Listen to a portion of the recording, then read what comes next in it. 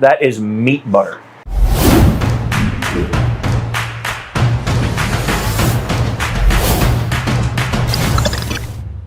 Hey friends, Greg Hudson here, host of America's Best Restaurants. You know, when you think of barbecue, you might think of different regions, right? There's St. Louis style, you've got some Southern Tennessee barbecue, Texas barbecue, maybe the Carolinas. Well, we're gonna meet a guy today who normally puts his barbecue up against competition, but now he's got a brick and mortar and he's bringing it to the heartland here at Road Hog Willy's.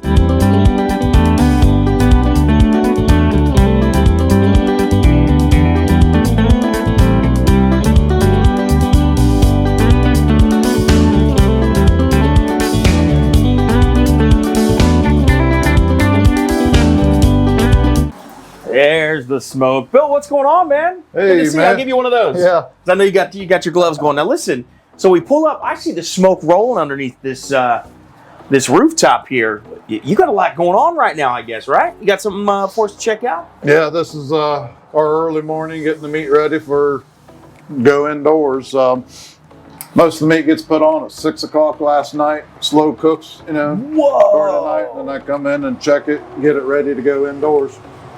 What are you working on now? Anything we can look at, or? So most of it is pork and beef overnight, and then when I get in there, I'll throw on a chicken or something like that for the day. Oh man. So, but yeah, I've got some briskets in here getting real close to being ready. This is what you want to see. Oh baby. So you know the chicken's still fresh, raw.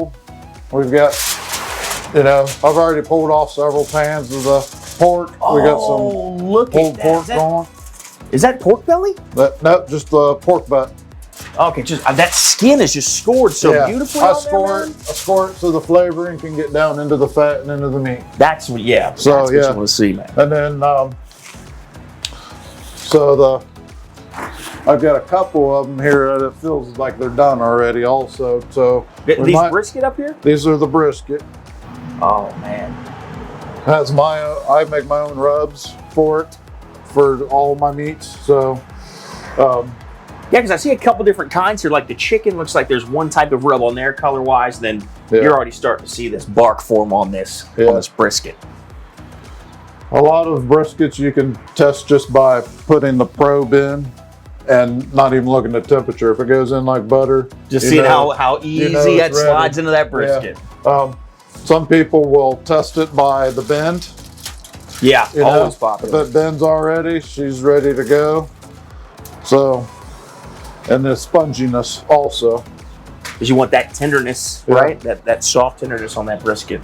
And you got two smokers going here. Are they used for different temps, different things? Typically, this smoker over here is my Friday and Saturday rib day. So that's full of ribs when I do that one. Depending on whether it's catering or whatnot overflow, I'll have that full of brisket, whatever. I've got 3 fresh briskets on there today. These are the overnights, and I've got more brisket cooking in there right now. Oh, so this is strictly the overnight smoker then for us. Yep. Okay. And they'll be continued to be fully wrapped and taken inside. So, would you like to try? I was going to ask you, are these close enough to taste or what? I think after filling everything, this one here is the closest one. See, this is what typically you don't do this to a brisket. I understand. This is just for us. It usually has to rest. Just for us. But I do love it. It usually has to rest. Oh, but this is so much fun. This is so much fun. Oh, look at the bark on that. You can see that smoke ring right there too. Catch that smoke ring on there? That's what you're looking for.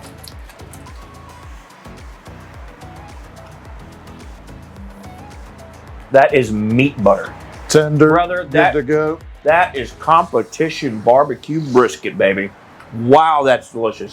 But interesting story to my brisket and competition. I never had that much of a chance. I didn't have a team. It was me. Hey, Dad, can you come help me this weekend? Or a friend. A lot of teams, they practice on weekends with my job. My practice was competitions most of the time. Oh, man. Every now and then some. So every competition, I would doctor this up, something I never did before. Inject it with something I never did. Competition with brisket, I don't know why I did it. I should have just did it the way I always do it. Because people love this. The way it is. That's I would inject fantastic. it with stuff that you shouldn't inject it with, and That's a little experimentation. It's fine. but several years since I've been doing this, as long as I have, you know, this is the way I should have always done it, and this is the way I'll continue to do it. I'm glad you're doing it this way now, and I'll tell you what, we're gonna get this inside, slice this up in the back, so get ready for that. It's coming up next.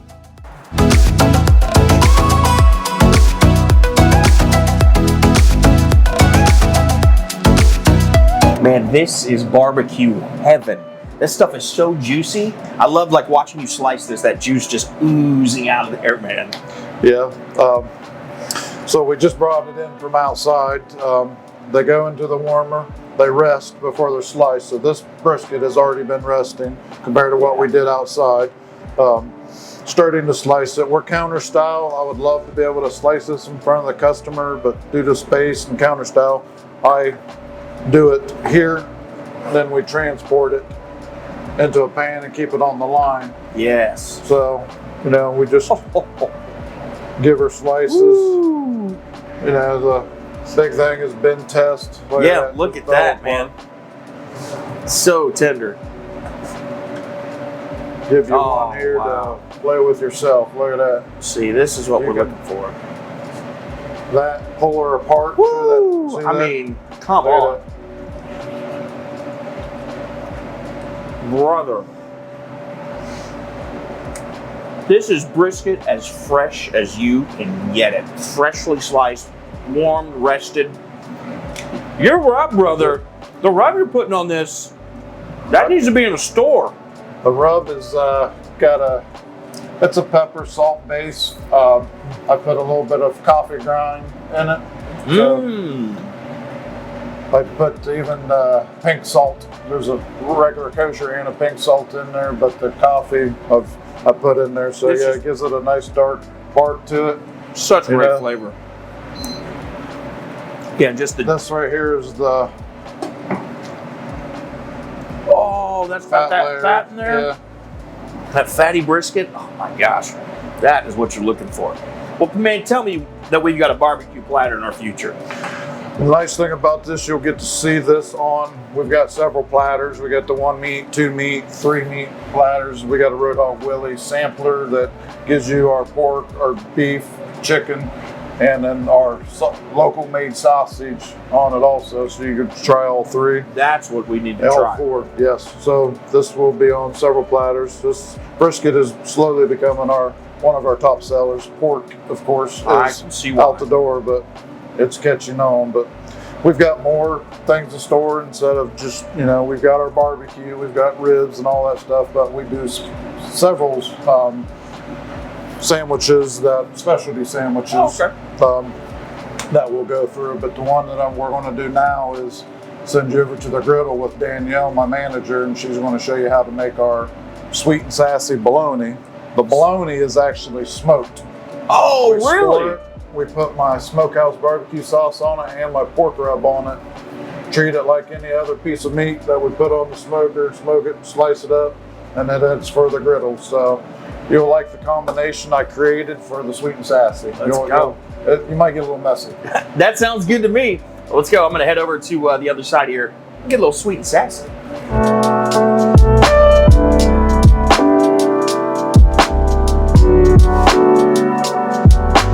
All right, Danielle, sweet and sassy. That's what we're making here, right? Yes. Smoked bologna.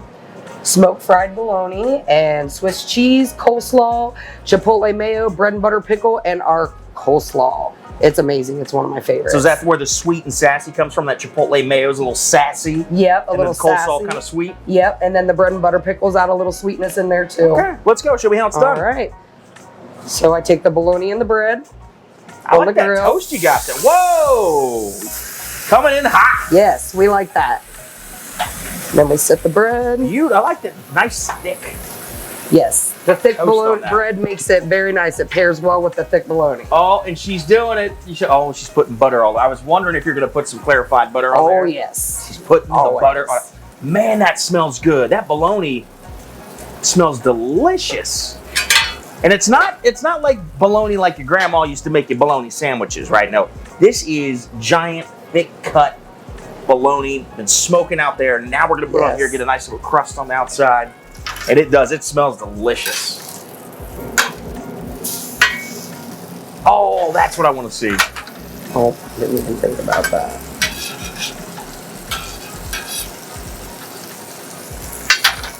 Is this one of the more popular sandwiches you guys have? Because I know you've got a few out there on the board, right? Yes, the Sweet and Sassy, it's a Friday special, and pretty much by Saturday lunchtime, we're normally sold out. Oh, so this is a Friday thing? Yes, it's a Friday special. You gotta come on a Friday, you wanna grab one of these. Yeah, see, and I love that you're toasting the bread. Like a sandwich like this, you want just that little bit of warmth and texture on the outside. Yes, it just holds the sandwich together very nicely. And oh man, that crust on that bologna. I haven't had a bologna sandwich since I was a kid. Yes. So I feel like this is going to be maybe a little nostalgic at the same time. So it just, you know, it's one of those things that you love bologna sandwiches as a kid. And I think this was the first thing I learned to make as a child. When I was like 6 years old, you know, right? You take the little slices of bologna and then you put it in the pan. It's like you feel like you're cooking because you're 8 years old and you put a piece of bologna in a hot pan. And mom lets you. That's the first thing mom lets you make as a kid. That and scrambled eggs. Yes. All right, and then I just top it with the lid so that the cheese can melt while I finish up the rest. This is great. An adult bologna sandwich. We're just about ready here. We're gonna plate this, and then it's time to eat. Here we go, your adult bologna sandwich. That's a monster. It is. You know, when you think about bologna, you're not thinking a big hearty sandwich like this. And if you would like, I you're gonna cut it for you. Please do. That way I'll make less of a mess. Yes, it is a sandwich for sure. All right, there we go. Sweet and oh wow, beautiful presentation on that, Danielle. Thank you. You know what you're doing. Oh, nice and hot on that bread. There we go.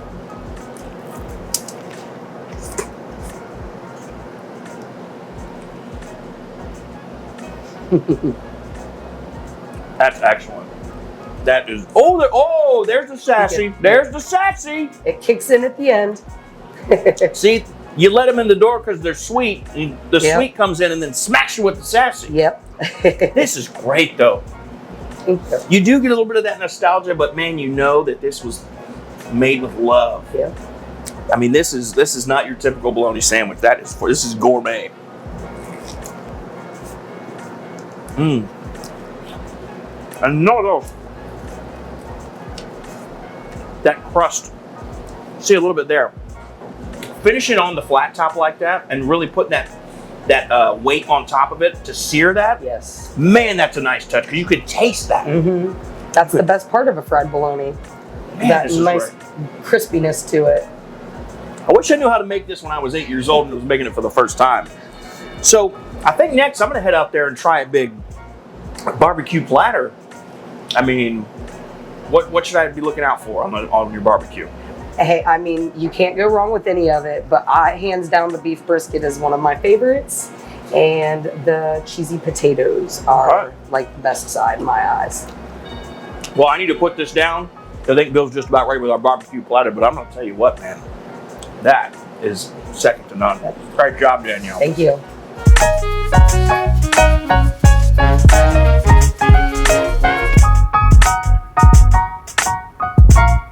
Bill, this is what I've been waiting on, man. The big barbecue spread. This is what we've been looking for. So before we dig in, a couple of questions. What in the world do you call this?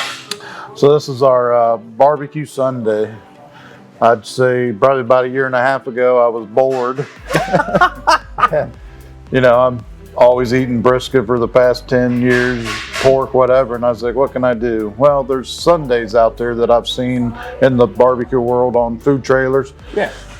So, you know, I've always liked dipping something into my beans or whatever. And I'd say, well, let's start with cornbread. So it starts with our... Oh, you got some cornbread on the bottom of that. It's a house-made cornbread, and it is very, very sweet. There's honey, buttermilk, lots of sugar in it.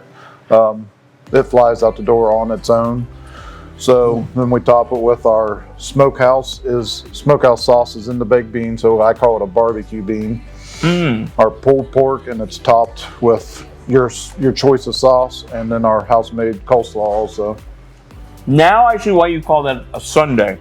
It is. It's obviously savory ingredients, but they're sweet. Yeah. Like this is a pitmaster dessert right here. Is what this is. It's barbecue, but it's got that sweetness to it. That cornbread's great, man. Yes. That's outstanding. And so, oh man, we got the brisket here that we had outside smoking a little bit earlier, and man, these nachos look great. Some ribs. What's your approach, man, when it comes to your food and your barbecue? As a restaurateur and as a pitmaster yourself, what's your approach with your barbecue? The approach is, low and slow. They talk in any barbecue joint, but I know when it comes to different regions, you hear your Texas region, your North Carolina, and Memphis, they're known for their style. This is Ohio, and I guess I don't really have a style. Okay. That's what I was curious. It's Willy style. It's Willy style. Big Willy style. What I have learned and taught, and from competition over the years, it's what I learned, and so I keep doing it that way. So let's talk about the competitions. Let's talk about your journey, because this is a beautiful, beautiful restaurant. Great facility, smokers out front, but this isn't how it started for you, right? No. So I always had the backyard smoker for a few years, and when I was younger, learning things like that, burning several things or whatever. As we all do when you start, right?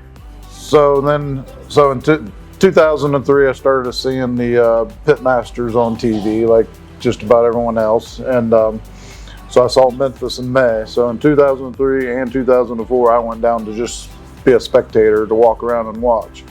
So I was already doing it in the backyard, so I'm like, I got the bug, and I was like, I got to do this. So I bought my first smoker. But while I was down there, there's 300 teams in this field in the bottom of Memphis. Whoa, 300 teams? Smoke just rolling. The neatest thing is I got to meet Myron Nixon. Oh. They invited us into the tent, talked to us, showed us, that kind of thing. And that was when I didn't know who he was. Man, that's a barbecue legend. Chris Lilly from Alabama invited us in. That was the first time I ever saw the white barbecue sauce. Oh yeah, the Alabama. So people invite you into their tents. They show you their craft, what they like to do. So that was what drew me in to wanting to do it more.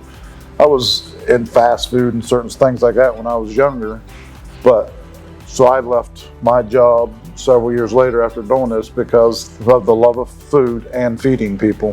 When people give you a smile and tell you that was great, that's why you keep doing it. Because it's barbecue in particular, food yes, but barbecue in particular is so personal. When you feed someone your barbecue, man, because of the labor of love, right? Yeah. Like, the food that you try here when you have barbecue, he started working on that long before you ever even decided you were going to come eat here. Yeah. 12 hours before. So you're right, man. Barbecue is just, it's different because it is so personal. You've spent so much time on this stuff. So I get that. Well, would you say, because you said your style, it's kind of Big Willy style, right? Yeah. The Road Hog Willy style. There's certain things that I resemble, pork and that kind of stuff. I'd say I am towards Kansas City or, the Memphis area.